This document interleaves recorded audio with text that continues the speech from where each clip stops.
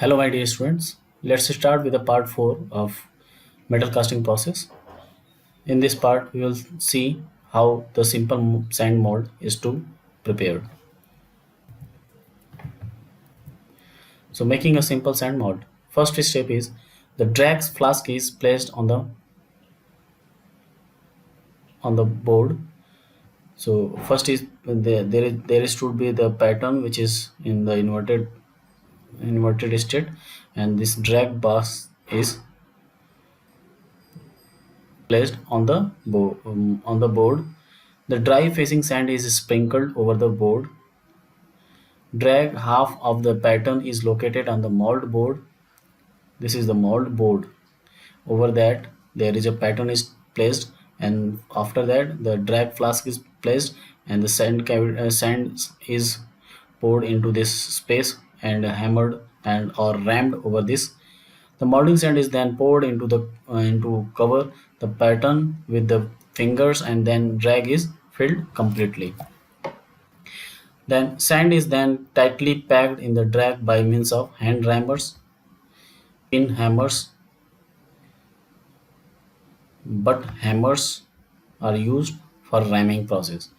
Okay, the first is to the drag flask is placed on the board. This drag flask is placed.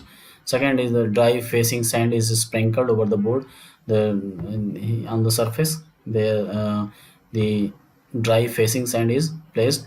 And third is drag half of the pattern is located on the mold board. Okay, this is the pattern, half part of the pattern is placed over this, and then the molding sand is poured over this, and the ramming process is there up to 5. The sixth point is the ramming must be proper. It must neither to be hard nor to be soft. The too soft ramming will generate a weak mold, and imprint of the pattern will not be good.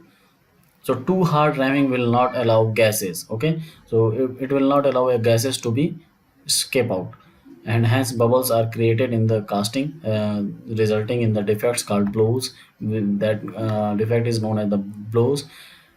And moreover the making of runners and gate will be difficult. If it will be hard, then making the runner riser gate pour sprue is will be very difficult. If it become very hard, and it become very soft, then it will be very weak molding sand. Seventh is, after the ramming is finished, the excess sand is leveled, okay, removed with a straight bar known as a strike rod. This surface must be straight.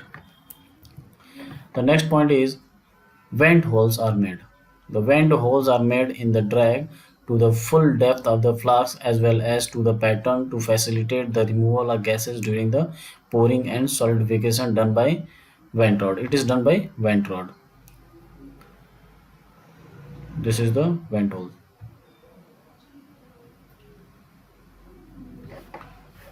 The next is the finished drag flask is now made upside, means it will be rotated by 180-degree down, exposing the pattern.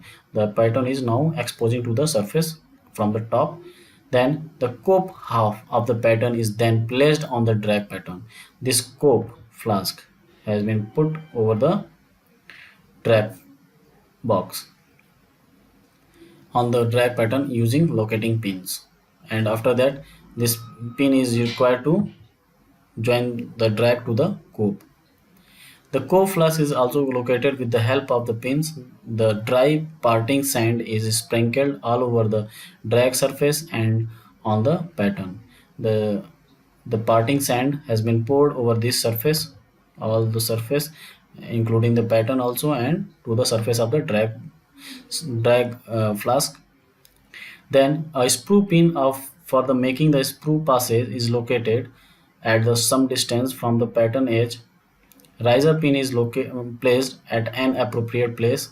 This is the gate sprue pin, and some riser pin also to make a cavity for the sprue and make the cavity for the riser is required. Then the 12th point is filling, ramming and venting of the cope is done in the appropriate manner. at the same as we have done for the drag box. Then the sprue and riser are removed and a pouring basin is made at the top to pour the liquid metal. It can be made by hand also, manually it can be made. And this is the riser. Pin has been removed, so there is a cavity for the riser, and sprue pin has been also removed, so there is a sprue cavity.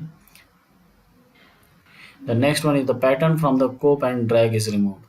This pattern and cope will be removed after this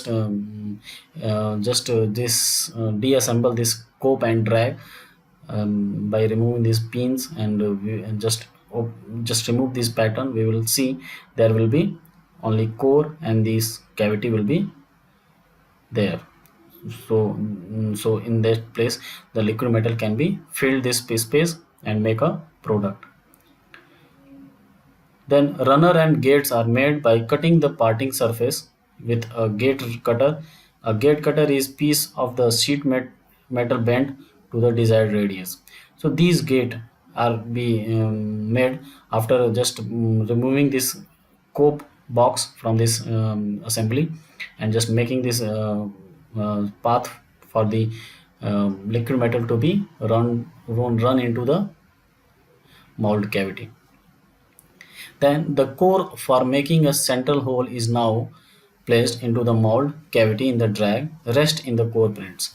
This core has been put over this, and just it will be just connected with the cope and drag box, and we'll see there the liquid metal will not enter into this core, so there will be hollow in the product. Mold is now assembled and ready for pouring. So it is all about the how to make a mold of in the sand casting. So in the next part we will see the pattern and allowances used in the metal casting process. Thank you.